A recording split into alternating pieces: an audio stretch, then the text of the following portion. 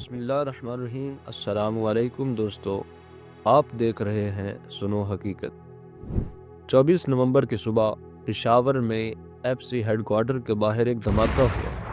3 خودکش حملہ آوروں نے مین گیٹ کو نشانہ بنایا، جس کے نتیجے میں کم از کم 3 اہلکار شہید اور متعدد افراد زخمی ہوئے۔ لیکن سوال یہ نہیں کہ کتنے لوگ مارے گئے، اصل سوال یہ ہے کیا ہم واقعی محفوظ ہیں؟ کیونکہ یہ پہلا دھماکہ نہیں، اور افسوس کی بات شاید آخری بھی نہیں۔ ہم نے دیواریں اونچی کر لی، کیمرے لگا لیے، چوکیاں بنا لی، لیکن ہم نے ان وجوہات کو نہیں روکا جو ہمیں خود اپنے خلاف کھڑا کر دیتی ہیں۔ اور آج سنو حقیقت پر ہم صرف یہ نہیں بتائیں گے کیا ہوا، ہم یہ بھی دیکھیں گے کہ کیوں ہوا اور اب کیا ہو سکتا ہے۔ آج کا موضوع کوئی فلمی سین نہیں، یہ ہماری روزمرہ کی حقیقت ہے۔ آج ایک بار پھر خاموشی کو ایک دھماکے نے توڑ دیا۔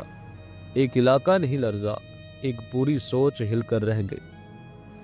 ایک بار پھر کچھ لوگ ہمیشہ کی طرح ہلاک ہوئے، کچھ زخمی ہوئے، اور ہم صرف خبر بن گئے، ایک نوٹیفیکیشن، ایک بریکنگ نیوز۔ مگر سوال یہ ہے، کیا یہ صرف حملہ تھا یا ایک پیغام تھا؟ اور اگر پیغام تھا تو کس کے لیے اور کس کی طرف سے؟ اور سب سے اہم بات کہ کیوں؟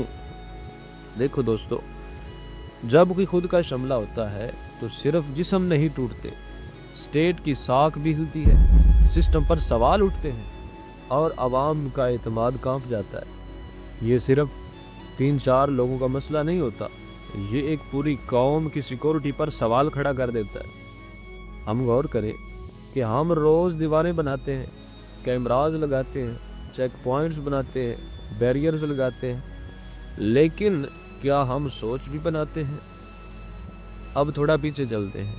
یہ کوئی پہلا واقعہ نہیں ہے، ہمارے لیے یہ کوئی نئی کہانی نہیں ہے۔ یہ ملک دھماکوں، بندوقوں اور تابوتوں کے کئی موسم دیکھ چکا ہے۔ نہ مسجد محفوظ رہی، نہ مارکیٹ، نہ اسکول، نہ سڑک، نہ عدالت، اور اب سرکاری ادارے بھی محفوظ نہیں ہیں۔ تو پھر سوال یہ ہے، کیا ہم واقعی محفوظ ہیں؟ ہم نے سب کچھ بنا لیا سوائے انسان کے، اور آج ہم دیکھ رہے ہیں بم بنا لیا گیا ہے، انسان ابھی بھی ادھورا ہے۔ اب دنیا کا اینگل دیکھتے ہیں کہ جب بھی پاکستان کا نام گلوبل میڈیا میں آتا ہے تو ساتھ 3 لفظ ضرور آتے ہیں: ٹیرر، ایکسپلوژن، انسٹیبلٹی۔ کیا تم جانتے ہو کہ یہ تصویریں صرف دہشت کے لیے استعمال نہیں ہوتی، یہ گلوبل پولیٹکس کا حصہ ہے۔ ہر دھماکہ کسی ملک کی انویسٹمنٹ پر اثر ڈالتا ہے، ٹورزم کو ختم کرتا ہے، اور پوری نسل کو خوف میں قید کر دیتا ہے۔ ایک دھماکہ اور 1000 امکانات مر جاتے ہیں۔